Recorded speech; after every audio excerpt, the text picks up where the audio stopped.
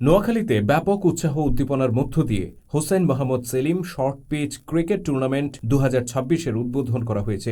আজ মঙ্গলবার বিকেল ৪টায় আনন্দ ঘন পরিবেশে এই টুর্নামেন্টের উদ্বোধন করেন পিনাকল স্পোর্টস অ্যাসোসিয়েশনের চেয়ারম্যান ও হিজবুত তৌহিদের ইমাম হোসেন মোহাম্মদ সেলিম। পরে উদ্বোধনী ম্যাচে অংশগ্রহণ করে নোয়াখালীর শহীদ সাব্বির ওয়ারিয়র ও খামারবাড়ি ক্রিকেট একাদশ। খেলা শেষে ২৬ রানে বিজয়ী হয় খামারবাড়ি ক্রিকেট একাদশ।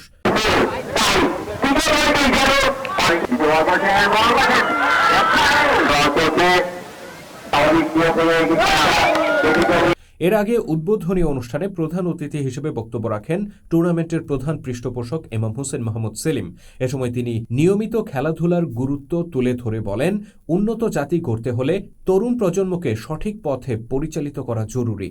বর্তমানে অনেক তরুণ ও যুবক মাদক ও সন্ত্রাসসহ বিভিন্ন অপকর্মের সাথে জড়িয়ে পড়ছে।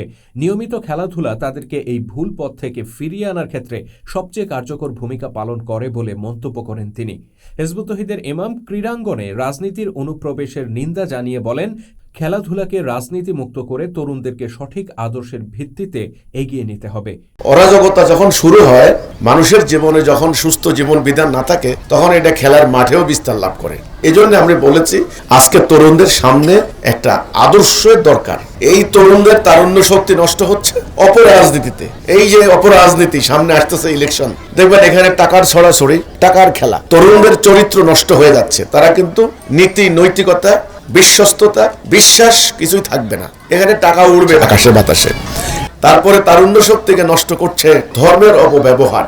উগ্রবাদী সাম্প্রদায়িক একটা গোষ্ঠী মানুষের ধর্মীয় সেন্টিমেন্টকে ইমানকে ভুল খাতে প্রবাহিত করে নিয়ে জাতি বিনাশী কর্মকাণ্ড ঘটায়। এ সময় আরও উপস্থিত ছিলেন হিজবুত তৌহিদের চট্টগ্রাম বিভাগীয় আমির মাহবুর রহমান, পিনাকল স্পোর্টস অ্যাসোসিয়েশনের চট্টগ্রাম বিভাগীয় সভাপতি সেলিম হোসেন প্রমুখ।